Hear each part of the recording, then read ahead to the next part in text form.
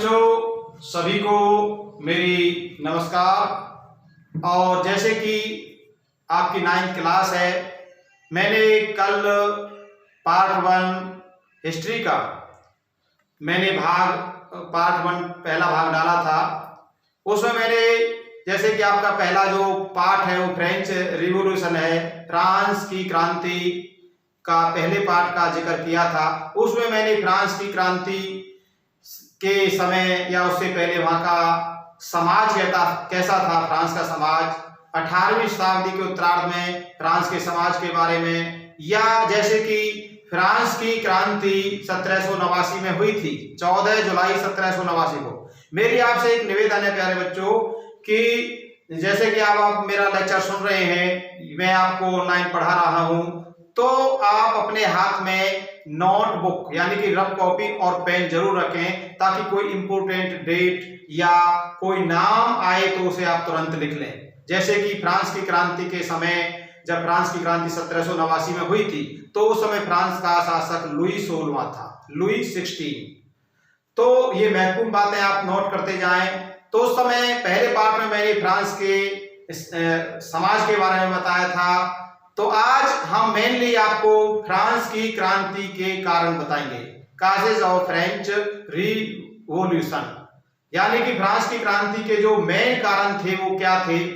तो जो फ्रांस की क्रांति के कारण हैं वो कई भागों में, जैसे हम आपकी सुविधा अनुसार, जैसे कि राजनीतिक कारण, उसके बाद सामाजिक कारण, आर्थिक कारण, बौद्धिक कारण, और वो लास्ट में आपका वो जैसे हमारे जो वो हुए हैं उस समय फ्रांस में ये फिलोसफर, दार्शनिकों का भी योगदान रहा है।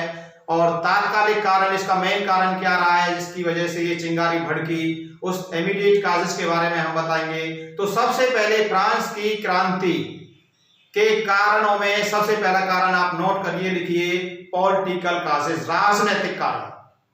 तो राजनीतिक कारणों में भी सबसे पहला जो पॉइंट है, राजनीतिक कारणों में भी सबसे पहला पॉइंट आप नोट करें, वो है निरंकुश तानाशाही।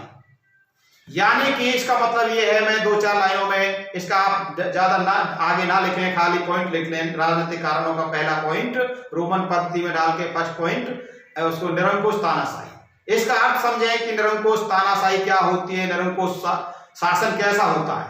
निरंकुश शासन का मतलब ये है, या निरंकुश जो राजा होता है, जो शासक होता है, वो कैसा होता है, जो अपनी मन मर्जी से शासन चलाए, जो तानाशाही चलाए, स्वेच्छाचारी शासक, जो जनता के हितों को ध्यान में न रखते हुए केवल अपने ऐशोआराम, अपने हितों का ही ख्याल रखे। जनता से, जिस राजा को कोई लेना देना नहीं होता, सुख दुखों से कोई लेना देना नहीं होता, जो अपनी मनमर्जी से शासन चलाए, स्वेच्छाचारी शासक जो होता है वो तानाशाही होता है, निरंकुश होता है।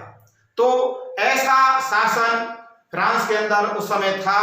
जैसे कि आपका जो लुई 14 जो शासक था, उसने 1643 से लेकर के 1715 ईस्वी तक फ्रांस पर शासन किया था, और वो पक्का मजबूत तानाशाह था।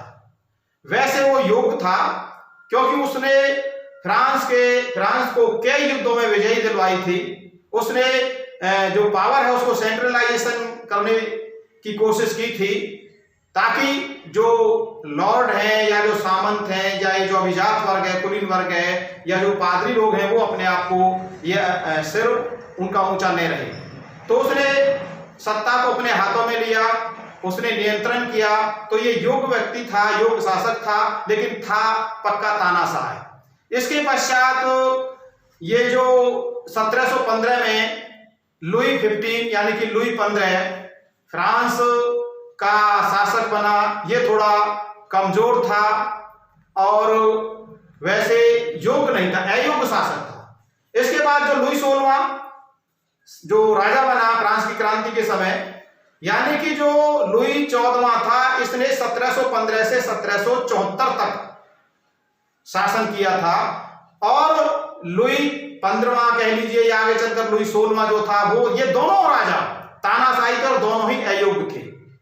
लुई 14वां जिसने 1715 से 1774 तक शासन किया था फ्रांस पर। इसके शासनकाल में फ्रांस ने लगातार 7 साल तक इंग्लैंड से युद्ध किया, 7 वर्षीय युद्ध हुआ। इन युद्धों में फ्रांस की हालत खराब हो गई, वित्तीय संकट आ गया फ्रांस के अंदर, आर्थिक स्थिति खराब हो गई, इकोनॉमिक कंडीशन खराब होने की वजह से अधिकारियों को या वहां के जो अदालती कर्मचारी थे, गवर्नमेंट के जो सर्वेंट जो कर्मचारी थे, उनको भी तनख्वाह देने के लाले पड़ गए। इस तरह से आर्थिक स्थिति कमजोर हो गई और लुई 16वां भी अयोग्य शासक था।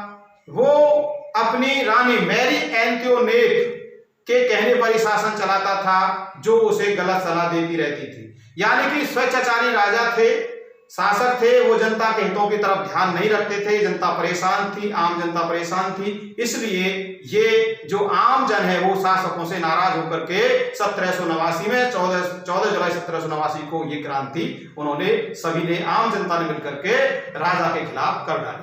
सेकंड पॉइंट आप नोट करेंगे, राज दरबार की विलासिता। राज दरबार की विलासिता सेकंड पॉइंट, ये राजनीतिक कारणों में आएगा। यानी कि वहां के राज दरबार के जितने भी लोग थे, बड़े बड़े अधिकारी थे या जो बड़े गवर्नमेंट के जो ऑफिसर्स थे, जो दरबार में काम करते थे, राजा के जो आसपास रहते थे, राजमहल में जो रहते थे, तो वो विलासतापूर्ण जीवन व्यतीत करते थे। राजा तो करता ही करता था, वो जो दरबारी थे वो भी विलासता का जीवन व्यतीत करते थे, जनता के हितों की तरफ कोई ध्यान नहीं देते थे, परेशान करते थे जनता को। तो दरबारी भी विलासता से परिपूर्ण थे, विलासता का जीवन व्यतीत करते थे, आम जनता उनसे परेशान थी। ये जो कारण है ये भी वहां की फ्रांस की क्रांति का कारण बना। नेक्स्ट है प्रशासनिक भ्रष्टाचार। प्रशासन में भी भ्रष्टाचार था पूरी तरह से, कोई भी छोटा या बड़ा काम हो बिना रिश्वत के नहीं होता था। तो जो आम जनता का काम रुका हुआ था, तो ये भ्रष्टाचार भी फ्रांस की क्रांति का एक कारण बना। अगला पॉइंट है चौथा, न्याय व्यवस्था। न्याय व्यवस्था की दुर्दशा। न्याय व्यवस्था फ्रांस की बिल्कुल डामाडोल थी, अच्छी नहीं थी, दोषपूर्ण थी। वहां का जो जुडिशियल सिस्टम था बिल्कुल गंदा था, खराब था। जो अमीर लोग थे या जो पादरी, जो कुलीन वर्ग थे, उच्च वर्ग के जो लोग थे, सामंत जो लोग थे, उनको विशेष अधिकार प्राप्त थे। न्याय पर केवल उन्हीं का अधिकार था। या जो राजा जो मुख से कह देता था, राजा के मुख से निकला हुआ हर शब्द कानून होता था। राजा की आज्ञा ही सर्वोपरि होती थी। राजा चाहे तो किसी ने बड़ा अपराध किया है, बड़े अपराधी को भी माफ कर दे, और यदि किसी ने कोई छोटा अपराध किया है तो उसको बहुत बड़ी सजा दे दे। यानी कि कोई न्याय में समानता नहीं थी। न्याय के रूप में, न्याय के मामले में आम जनता के साथ भेदभाव किया जाता था। गरीबों के लिए कोई न्याय नहीं था, कोई कानून नहीं था। तो न्याय व्यवस्था दोषपूर्ण थी, वहां की जनता इस बात से नाराज थी। ये कारण भी फ्रांस की क्रांति का राजनीतिक कारण बना। अगला पॉइंट है व्यक्तिगत स्वतंत्रता का अभाव। ये व्यक्तिगत स्वतंत्रता के अभाव का मतलब यह है कि वहां की जो आम जनता थी उनको किसी प्रकार का अधिकार नहीं था, बोलने नहीं दिया जाता था स्वतंत्रता पूर्वक, या स्वतंत्रता पूर्वक कोई धर्म को नहीं अपना सकता था, धार्मिक स्वतंत्रता नहीं थी। तो इस तरह से वहां की जनता पर कई प्रकार की जो, जैसे कि भाई बाद में जैसे समानता है, स्वतंत्रता है, बंधुत्व है, बाद में नारा दिया और क्रांति के बाद जब क्रांति सफल हो गई तो सबको बाद में अच्छा इसका रिजल्ट निकला, समानता, स्वतंत्रता और बंधुत्व सभी को मिला। तो पहले क्रांति से पहले सामाजिक असमानता थी। तो इस तरह से वहां लोगों को कोई न्याय नहीं मिल रहा था, व्यक्तिगत स्वतंत्रता लोगों को नहीं थी। इस कारण भी वहां नाराजगी थी आम जनता में।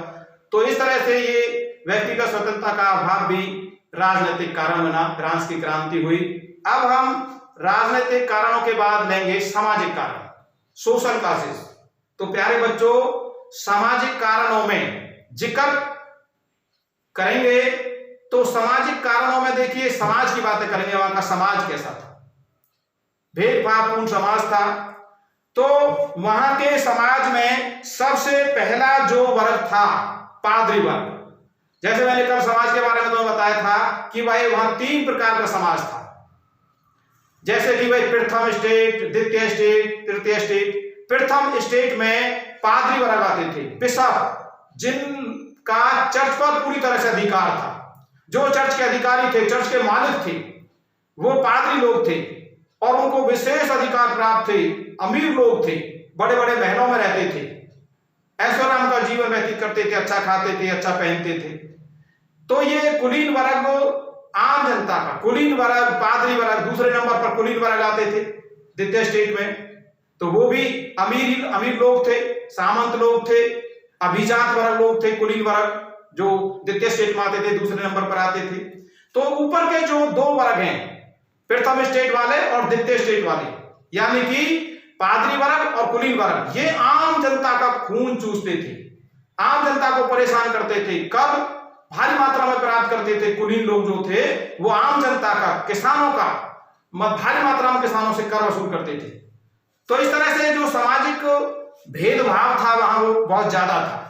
इन ऊपर के 2 वर्गों को बहुत ज्यादा अधिकार मिले हुए थे। और जो तृतीय स्टेट था, जो तृतीय वर्ग था, उसमें जैसे कि भाई व्यापारी थे और आपके व्यवसायी थे, ये मध्यम वर्ग में आते हैं। व्यापारी, शिक्षक, डॉक्टर, वकील, इंजीनियर वगैरह ये भी तृतीय वर्ग में आते हैं, लेकिन है ये मध्यम वर्ग, मिडिल क्लासेस में आते हैं। ये मिडिल क्लासेस का मतलब ये है कि ये न तो ज्यादा अमीर थे और न ज्यादा गरीब थे, ये ठीक ठाक, इनकी आर्थिक स्थिति जो थी ठीक थी कुल मिलाकर के। लेकिन मध्यम वर्ग के लोगों को वो अधिकार नहीं मिले थे जो पादरी और कुलीन वर्ग के लोगों को मिले हुए थे। इसलिए मध्यम वर्ग जो था वो चाहता था कि भाई हम क्यों पिसें। वो जो ऊपर के जो 2 वर्ग हैं, कुलीन और पादरी वर्ग, उनके पास योग्यता न होते हुए भी उनको विशेष यानी कि बड़े बड़े सरकारी पद मिले हुए थे। ऐसा क्यों? तो ये मध्यम वर्ग ने इस क्रांति का नेतृत्व किया, संचालन किया। इन्होंने लोगों को समझाया, किसानों को समझाया, मजदूरों को समझाया, जो फैक्ट्री वर्कर्स थे उनको समझाया और उनकी बात समझ में आई, मजदूरों की, किसानों की बात। तो वहां का जो सामाजिक वर्ग था वो भेदभावपूर्ण था, जिसकी वजह से फ्रांस की क्रांति हुई। मजदूर वर्ग बहुत ज्यादा परेशान था, मजदूरों का नेतृत्व मध्यम वर्ग ने किया। तो इस तरह से वहां जो सामाजिक स्थिति थी वो बहुत खराब थी, जिसकी वजह से क्रांति भड़क उठी। नेक्स्ट, अगला 3rd पॉइंट हम लेंगे आपका इकोनॉमिक कासेस। तो जो आर्थिक कारण है, ये ध्यान रखना प्यारे बच्चों, मेनली आर्थिक कारण, इकोनॉमिक काजेस, आर्थिक कारण ही ऐसा कारण है जिसने फ्रांस की क्रांति में आग में घी डालने का काम किया था। भाई आर्थिक स्थिति खराब हो गई जब लुई 16वां 1774 में फ्रांस की गद्दी पर बैठा था। तो उस समय फ्रांस का जो राजकोष था पूरी तरह से खाली था। क्यों खाली था? क्योंकि जो लुई 15वां था उसके शासनकाल में 7 साल यानी कि 7 वर्षीय युद्ध हुआ। किसके साथ? इंग्लैंड के साथ। फ्रांस ने इंग्लैंड के साथ युद्ध किया और इस युद्ध में, इन युद्धों में भाई आप अंदाजा लगा लीजिए, लगातार 7 युद्ध चला फ्रांस और इंग्लैंड के बीच। और 7 साल में आप अंदाजा लगा लीजिए कि दोनों की स्थिति क्या होगी, कितना मतलब आर्थिक नुकसान होगा। धन और धन दोनों की बर्बादी हुई, सैनिकों की बर्बादी हुई, धन की बर्बादी हुई, राजकोष खाली हो गया युद्धों की वजह से। तो फ्रांस की स्थिति खराब हो गई, डामाडोल हो गई। ऊपर से फिर अपने आर्थिक स्थिति सुधारने के लिए गरीब किसानों पर, मजदूरों पर वहां के राजाओं ने कर लगाया। कर कहां तक लगाते, कहां तक देते बेचारे ये गरीब किसान मजदूर। ऊपर के जो दोनों वर्ग थे, पादरी और कुलीन वर्ग, वो करों से मुक्त थे, छूट थी उन्हें, और गरीब किसान मजदूरों को कर देना पड़ता था। ये असहनीय था। कब तक सहन करते? तो ये क्रांति का कारण बना, खजाना खाली हो गया। तो ये आर्थिक कारण जो है वो आपकी क्रांति का या फ्रांस की क्रांति का कारण बना। आर्थिक कारणों में देखिए, आप लिख लीजिए सबसे पहला पॉइंट, अव्यवस्थित अर्थव्यवस्था। अव्यवस्थित अर्थव्यवस्था फर्स्ट पॉइंट आर्थिक कारणों में। ये अव्यवस्था थी, कोई व्यवस्थित ढंग से वहां का जो बजट था या जो रेवेन्यू था वो ढंग से न तो आता था और न ढंग से खर्च किया जाता था। ऐसा कोई प्लान वहां के राजाओं का नहीं था कि भाई कहां से पैसा आया, कितना खर्च किया, किस मद पर खर्च करना है, कितना खर्च करना है, ऐसा कोई सिस्टम नहीं था। जो वहां का राजा था 1789 के समय में लुई 16वां, वो अपनी रानी एंटियोनोट यानी कि वो वर्साय में एक महल था जो उन्होंने जंगल में बहुत सुंदर महल, आलीशान महल बनवाया था, उसी महल में रहते थे और अपने ऐशोआराम पर जनता की पूरी कमाई को खर्च करते थे, पादरी लोग, राजा और वहां की रानी। तो इस तरह से वहां की स्थिति खराब हुई, आर्थिक स्थिति, वहां सरकार पर लगातार कर्ज बढ़ता चला गया। तो ये भी अर्थव्यवस्था अव्यवस्थित होना या ये वहां की फ्रांस की क्रांति का कारण बना। नेक्स्ट लिख लीजिए आप, दोषपूर्ण कर व्यवस्था। दोषपूर्ण कर व्यवस्था, सेकंड पॉइंट, आर्थिक कारणों का दोषपूर्ण अर्थव्यवस्था, यानी कि वहां की जो व्यवस्था थी कर उगाने की वो दोषपूर्ण थी। दोषपूर्ण कैसे थी भाई? पादरी और कुलीन वर्ग यानी कि जो उच्च वर्ग थे, प्रथम स्टेट और द्वितीय स्टेट के जो लोग थे उनको किसी प्रकार का कर देना नहीं पड़ता था। और जो तृतीय वर्ग के जो लोग थे, तृतीय वर्ग में जैसे किसान हैं, मजदूर हैं, नौकर हैं, फैक्ट्री वर्कर्स हैं, बेचारे गरीब मजदूर, किसानों को भी कर देना पड़ता था। दोहरी मार झेलनी पड़ रही थी, दोहरा वजन बर्डन कर का उनके ऊपर था, किसानों के ऊपर। जैसे कि भाई पादरी लोग धार्मिक कर वसूल करते थे किसानों से, मजदूरों से, जिसको हम टाइल बोलते हैं, और एक प्रत्यक्ष कर था जिसको हम टाइल बोलते हैं। तो इस प्रकार दोनों कर उनको देने पड़ते थे किसानों को। तो ये जो कर की जो व्यवस्था थी ये दोषपूर्ण थी। तो ये दोषपूर्ण कर व्यवस्था भी फ्रांस की क्रांति का आर्थिक कारण बना। तो आप नेक्स्ट पॉइंट, थर्ड पॉइंट लिखिए प्यारे बच्चों, बेकारी की समस्या। बेकारी की समस्या, भाई बेरोजगार हो गए, इंडस्ट्रीज, औद्योगिक क्रांति आ गई थी, इंडस्ट्रीज लग गए थे फ्रांस के अंदर, और जमीन जायदाद, भाई भूमिहीन किसान थे, उनके पास कोई जमीन जायदाद नहीं थी, घर में या घरों के अंदर छोटे छोटे लघु उद्योग थे, और वो औद्योगिक क्रांति आने से की वजह से, उद्योग लगने की वजह से, कारखाने लगने की वजह से जो घरेलू उद्योग थे, छोटे छोटे उद्योग थे, जिनसे बेचारे कारीगर मजदूर जो अपना गुजर बसर कर रहे थे, हाथ से सामान बनाते थे, वो अब उनका काम ठप हो गया। घरेलू उद्योग धंधे बंद हो गए इंडस्ट्रीज आने से। तो इस तरह से बेचारे वो बेकार हो गए कारीगर, और उन्होंने नौकरी पाने के लिए काम धंधा की तलाश में मजदूर, नौकर और जो भूमिहीन किसान थे वो कहां चले गए? पेरिस चले गए, और वहां उन्होंने अपना फैक्ट्रियों में काम करना शुरू किया। तो इस तरह से बेकारी यानी कि बेरोजगारी भी ये एक आर्थिक कारण या फ्रांस की क्रांति के कारणों में से एक माना जाता है। अब आगे लिखिए, सैनिक असंतोष, यानी कि जो वहां की मिलिट्री थी, जो सैनिक थे, वो भी राजा से खुश नहीं थे। जैसे कि उनको वेतन नहीं दिया जाता था, कई महीनों तक उन्हें वेतन नहीं दिया जाता था ड्रेस के मामले में, तो उनका पूरी तरह से शोषण किया जा रहा था सैनिकों का, उनका कोई सम्मान नहीं था, कोई उनका उत्साह बढ़ाने वाला नहीं था। तो सैनिकों में घोर असंतोष था वहां के शासकों के प्रति, राजा के प्रति। तो सैनिक भी क्रांति में यानी कि भड़क उठे, या क्रांति का सैनिकों ने मिलकर भी किसानों के साथ मिलकर के क्रांति का बिगुल बजा दिया। तो आर्थिक कारणों के बाद हम प्यारे बच्चों आपको बताएंगे चौथे नंबर पर बौद्धिक कारण। बौद्धिक यानी कि वहां के जो विद्वान थे, लेखक थे, उन्होंने भी इस क्रांति के प्रचार में, प्रसार में अपना पूरा सहयोग दिया। दार्शनिकों ने, विचारकों ने और वहां के लेखकों ने इस क्रांति को आगे बढ़ाने में, शुरुआत करने में जो आम जन था, जो जनसाधारण थे, उनका पूरा सहयोग दिया, उनको समझाया। जैसे कि वहां के प्रसिद्ध दार्शनिक हैं, जैसे रूसो है। रूसो ने अपनी एक प्रसिद्ध पुस्तक है सोशल कॉन्ट्रैक्ट, यानी कि सामाजिक समझौता, उसमें काफी विस्तार से वहां के प्रशासन के बारे में, दोषपूर्ण कर व्यवस्था के बारे में लिखा। इसी प्रकार मॉन्टेस्क्यू ये भी दार्शनिक हुए हैं फ्रांस के, और उन्होंने अपनी पुस्तक स्पिरिट ऑफ लॉस में भी इस दुर्दशा के बारे में जिक्र किया। तो उन्होंने पत्रिकाएं निकाली, पुस्तकें निकाली, अखबार निकाले दार्शनिकों ने, लेखकों ने। तो उन्हें पढ़ करके, या जो कम पढ़े लिखे थे उनको दूसरा व्यक्ति कोई पढ़ करके जो पढ़े लिखे थे उनको सुना दिया करते थे। इस तरह से उनमें जागृति आई, आम जनता में जागृति आई। वहां के दार्शनिकों ने, लेखकों ने ये काम किया, पूरा तरह से सहयोग दिया। तो इस तरह से दार्शनिकों के सहयोग से ये क्रांति भड़की। आगे है 5वां जो कारण है वो है प्यारे बच्चों, विदेशी घटनाओं का प्रभाव।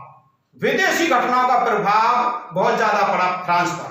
विदेशी घटना कैसे कि भाई जैसे 1688 में इंग्लैंड के अंदर एक शानदार क्रांति हुई थी। जिस समय 1688 में इंग्लैंड के अंदर क्रांति हुई थी, सुधार लाने के लिए, वहां की दोषपूर्ण व्यवस्था को उखाड़ फेंकने के लिए या राजतंत्र को समाप्त करने के लिए, ये एक शानदार क्रांति थी, सफल रही। जिस समय 1688 में इंग्लैंड के अंदर जो क्रांति हुई थी, गौरवपूर्ण क्रांति कहा जाता है इसे। 1688 में जब क्रांति हुई थी तो उस समय जेम्स द्वितीय वहां का शासक था और राजतंत्र था पूरी तरह से, उसको उखाड़ फेंका जनता ने। तो इसका प्रभाव भी फ्रांस पर पड़ा कि भाई हमारे यहाँ भी दोषपूर्ण व्यवस्था है, राजतंत्र है, हमें भी मिलकर के इस राजतंत्र को जड़ से उखाड़ देना चाहिए। जैसे कि एक और विदेशी घटना हुई, विदेशी घटनाओं का प्रभाव जैसे अमेरिकी स्वतंत्रता संग्राम। अमेरिका में 13 उपनिवेश जो थे वो गुलाम थे इंग्लैंड के। 13 बस्तियों को, 13 जो कॉलोनीज थी अमेरिका की, अमेरिका उन्हें स्वतंत्र कराना चाहता था।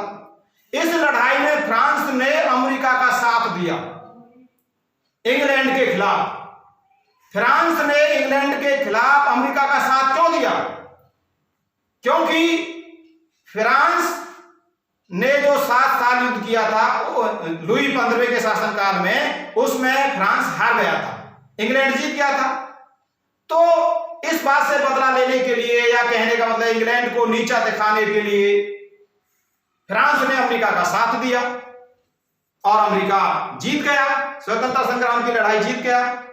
13 उपनिवेश उसने, अपनी जो 13 बस्तियां थी, 13 कॉलोनीज थी, वो स्वतंत्र करा ली इंग्लैंड से अमेरिका ने, फ्रांस की मदद से। फ्रांस ने तन मन धन से सैनिक भेज करके, अपने आदमी भेज करके फ्रांस ने अमेरिका की मदद की। लेकिन फ्रांस को क्या मिला? कुछ नहीं, और उस पर कर्ज चढ़ गया। आर्थिक स्थिति पहले ही खराब थी और ज्यादा खराब हो गई। तो लेकिन हम बता रहे हैं विदेशी घटनाओं का प्रभाव। तो अमेरिका के अंदर जो स्वतंत्रता संग्राम हुआ था, उसका प्रभाव भी फ्रांस के लोगों पर पड़ा। जब सैनिक आ रहे थे स्वतंत्रता, अमेरिका को स्वतंत्रता दिलवा करके, अमेरिका की स्वतंत्रता लड़ाई के बाद जब फ्रांस के सैनिक वापस आ रहे थे फ्रांस के अंदर, तो वो बातचीत कर रहे थे आपस में। वहां उन्होंने चर्चा की आम जनता से, लोगों से, कि भाई हमारे अंदर भी तो दोषपूर्ण व्यवस्था है, हमारे देश के अंदर, फ्रांस के अंदर ये जो शासक हैं, ये भी तो हमारा ये खून चूस रहे हैं, हमारा शोषण कर रहे हैं हर तरह से। तो हमें भी इनके खिलाफ, जैसे हम भी गुलाम हैं, तो हमें अपनी स्वतंत्रता के लिए शासकों के खिलाफ क्रांति करनी होगी, लड़ाई करनी होगी, तभी हमें अपने अधिकार मिल सकते हैं। तो ये जो विदेशी घटना है, इनका भी बहुत ज्यादा प्रभाव पड़ा वहां की आम जनता पर। उनमें जागृति आई वहां की आम जनता के अंदर। तो जागृति आकर के उन्होंने इकट्ठे होकर के वहां के राजा के खिलाफ, शासक के खिलाफ आवाज उठाई या क्रांति कर डाली। अब है विदेशी घटनाओं के बाद आपका लास्ट पॉइंट आएगा इसका, इमीडिएट काजेस, तात्कालिक कारण। मेन चिंगारी क्या थी, इसको ध्यान से सुनना भाई। कोई ना कोई, जब कोई युद्ध होता है, जब क्रांति होती है, तो कोई ना कोई वजह होती है कि भाई, जैसे कि 1857 की क्रांति का तात्कालिक कारण वो था चर्बी वाले कारतूस, भड़क गई क्रांति। तो इसी तरह से भाई जो फ्रांस की क्रांति है, उसका मेन कारण क्या है, तात्कालिक कारण क्या है? तो वहां का तात्कालिक कारण क्या था, आप ध्यान से सुने कि जो लुई 16वां था, जो 14 जुलाई 1774 को जब गद्दी पर बैठा था, तो उस समय राजकोष खाली था। जो लुई 16वां था, राजकोष खाली होने के बावजूद भी अब मतलब सरकारी पैसे को अनाप शनाप खर्च करता था अपने ऐशोआराम पर, हर बात अपनी रानी एंटोनियोट की मानता था, जो बुरी यानी कि सलाहकार, गलत सलाहकार थी। तो इस तरह से जो लुई 16वां था वो निकम्मा था, अत्याचारी था, अयोग्य था। तो इस तरह से लुई 16वें की अयोग्यता की वजह से ये क्रांति भड़की। वो क्या हुआ कि ऐसे था 5 मई 1789 को, यानी कि वहां की जो स्टेट जनरल थी, राजा ने स्टेट जनरल की एक सभा बुलाई, एक आम सभा बुलाई। उस सभा में ध्यान से सुनना, उस सभा में प्रथम और द्वितीय स्टेट, ये तो कुल मिलाकर के एक ही समझो इनको, प्रथम और द्वितीय स्टेट वालों को, यानी कि पादरी और कुलीन वर्ग के लोगों के समझो, और तृतीय वर्ग के जो आम लोग थे, जो वकील थे, इंजीनियर थे, डॉक्टर थे वगैरह, ये भी आए। सभा किस लिए बुलाई कि भाई राजा को बताए, राजा की स्थिति यानी कि वहां की फ्रांस की स्थिति, आर्थिक स्थिति खराब हो गई। राजा को ये सोचने पर मजबूर हो गया, राजा सोचने पर मजबूर हो गया कि भाई आर्थिक स्थिति तब तक नहीं सुधारी जा सकती जब तक पादरी और कुलीन वर्ग के लोग भी कर ना दें। तो राजा ने इन लोगों से कहा, ऊपर के लोगों से, प्रथम और द्वितीय स्टेट वालों को, यानी कि पादरी और कुलीन वर्ग के लोगों से, कि भाई आप भी टैक्स दें ताकि फ्रांस की आर्थिक स्थिति मजबूत हो सके, उसको सुधारा जा सके। तृतीय वर्ग के लोग पूर्ति नहीं कर सकते, कहां तक पूर्ति करते। तो राजा ने इन दोनों वर्गों के लोगों से कहा, ऊपर के दो लोगों से, कुलीन वर्ग और पादरी लोगों से। लेकिन इन दोनों वर्गों ने, पादरियों ने भी और कुलीन वर्ग के लोगों ने साफ इनकार कर दिया कि भाई हम कोई कर नहीं देंगे। तो इस बाबत 5 मई 1789 को लुई 16वां ने एक स्टेट जनरल की एक सभा बुलाई, और उस सभा में जो तीनों वर्ग यानी कि प्रथम वर्ग, द्वितीय वर्ग, ये एक ही थे, लगभग एक ही थे, और तृतीय वर्ग के लोग भी आए, इनके नुमाइंदे आए, और मतलब 300 आदमी आए। 300 जो है प्रथम वर्ग से, प्रथम स्टेट थे, और 300 द्वितीय स्टेट से, और 600 आए थे तृतीय स्टेट से, यानी कि तीसरे वर्ग से। तो ये आए और वहां बैठे सभा में। ये मतलब जो वहां का जो मत था, यानी कि मतदान के ऊपर मतभेद उत्पन्न हो गया, और मतदान की मांग कर रहे थे ये तृतीय स्टेट वाले। आम जन जो थी वो, उनको मतदान का अधिकार नहीं था, ये अल्पमत में थे। और जो प्रथम जो दो वर्ग थे, पादरी और कुलीन वर्ग, वो बहुमत में थे। बहुमत का मतलब उन्हें वोट का अधिकार था। तो ये जो आम जनता है वो वोट का अधिकार मांग रही थी, मतदान का अधिकार मांग रही थी, और इसका विरोध किया उन्होंने, ऊपर के दो वर्गों ने। तो इस बात में दोनों में कहा सुनी हो गई, और जो प्रथम और द्वितीय स्टेट वाले थे वो उनके पास बैठने के लिए तैयार नहीं हुए, और जो तृतीय स्टेट वाले हैं वो सभा से बाहर आ गए। और बाहर आकर के वो एक टेनिस कोर्ट है, टेनिस कोर्ट में इकट्ठा हो गए, और वहां उन्होंने अपने आप को मतलब राष्ट्र का प्रतिनिधित्व घोषित कर दिया कि भाई हम राष्ट्र का प्रतिनिधित्व करेंगे। तीसरे वर्ग के लोगों ने, आम लोगों ने, वकीलों ने, डॉक्टरों ने, इंजीनियरों ने, किसानों ने मिलकर के कह दिया कि भाई हम राष्ट्र का प्रतिनिधित्व करेंगे। और उन्होंने संविधान का निर्माण, संविधान सभा बनाने की मांग की, संविधान बनाने की मांग की, जिसका विरोध किया पादरी और कुलीन वर्ग के लोगों ने। तो जब इसका विरोध हुआ तो उन्होंने क्या किया, सभी लोगों ने इकट्ठे होकर के, आम जनता ने, लोगों ने, आम पब्लिक ने, फैक्ट्री मजदूरों ने, किसानों ने, गरीब किसानों ने मिलकर के बास्तील पर चढ़ाई कर दी। प्यारे बच्चों, बास्तील के किले पर चढ़ाई कर दी। और बास्तील किला क्या है? ये जेल है, राजा की जेल थी। जो राजा के खिलाफ बोलता था वो उसको जेल में डाल देता था। तो उस जेल पर, बास्तील के किले पर चढ़ाई कर दी। वहां का जो जेलर था उसको मार गिराया आम जनता ने, और अंदर चली गई। वहां के जो शस्त्र थे उन पर अधिकार कर लिया, उन पर कब्जा कर लिया। और जो जेलर थे, जो वहां के जो मतलब जो बंदी बना रखे थे जेल के अंदर, उनको वहां से छुड़वा दिया आम जनता ने मिलकर के। तो वहां से छुड़वा दिया। तो इस तरह से ये जो बास्तील का किला है, बास्तील पर चढ़ाई है, तो यहीं से आपकी लड़ाई या फ्रांस की क्रांति शुरू हो जाती है कि बास्तील का पतन जो है वो फ्रांस की क्रांति का तात्कालिक कारण बनता है। तो ये प्यारे बच्चों आपके राजनीतिक, सामाजिक और आर्थिक कारण, बौद्धिक कारण, दार्शनिकों का योगदान, तात्कालिक कारण। तो ये जो आपके पाठ में फ्रांस की क्रांति वाले पाठ में ये देखिए मेन बात है, मेन क्वेश्चन है कि फ्रांस की क्रांति के क्या कारण थे। आप इन कारणों को ढंग से याद करेंगे और सुविधानुसार अलग अलग ढंग से याद करेंगे। राजनीतिक कारण अलग, सामाजिक कारण अलग, आर्थिक कारण अलग, बौद्धिक कारण अलग, ये इस तरह से आप अलग अलग याद करेंगे। तो आज मैं आशा करता हूं कि मेरे इस लेक्चर्स को आपने ध्यान से सुना होगा और मैं मोतीराम इतिहास प्रवक्ता आप सभी से उम्मीद करता हूं कि आपने मेरी बात को, मेरे लेक्चर को ध्यान से सुना, आपकी समझ में आया होगा। अगर कोई बात क्लियर नहीं हुई है तो आप मेरे नंबर पर, मोबाइल नंबर पर कांटेक्ट करके मुझसे आप पूछ सकते हैं। मेरा मोबाइल नंबर मैं पुनः आपको लिखवा रहा हूं, प्लीज उसे नोट कर लीजिए ताकि आपको किसी बात की कोई समस्या नहीं आए। मेरा मोबाइल नंबर है 9813664534 9813664534। एक नंबर और नोट करिए, दूसरा नंबर है मेरा 9350208661 9350208661। तो ये मेरे प्यारे दोनों प्यारे बच्चों दो नंबर हैं मोबाइल के। आप किसी भी नंबर पर मुझसे कांटेक्ट कर सकते हैं, कोई बात पूछ सकते हैं। मैं आशा करता हूं कि आज का ये जो लेक्चर है मेरा आपकी समझ में आया होगा। आपने मेरे इस लेक्चर को ध्यान से सुना। आप सबका बहुत बहुत धन्यवाद।